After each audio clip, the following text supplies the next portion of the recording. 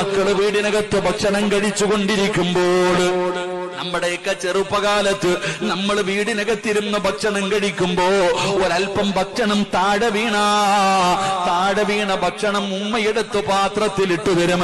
അല്ലാഹുവേ, അതൊരു ചോറാണെങ്കിൽ പോലും ഒരു വറ്റാണെങ്കിൽ പോലും താഴെ വീണ ഭക്ഷണം എടുത്ത് പാത്രത്തിനകത്ത് ഇട്ട് തന്നിട്ട് ഉമ്മ തരുന്ന ഒരു ഉപദേശമുണ്ടോ, മോനെ ഇത് നിന്റെ വാപ്പയുടെ രക്തം വിയർപ്പാക്കിയതാ.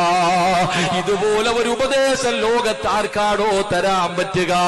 ഉമ്മ താഴെ വീണ ഭക്ഷണം എടുത്തു തന്നിട്ട് ഇത് എടുത്ത് തിന്നണമെന്ന് പറഞ്ഞിട്ട് ഇതെങ്ങനെയാണ് ഉണ്ടാക്കിയതെന്ന് നമ്മുടെ ഉമ്മമാര് നമുക്ക് പഠിപ്പിച്ചു തരുമായിരുന്നു.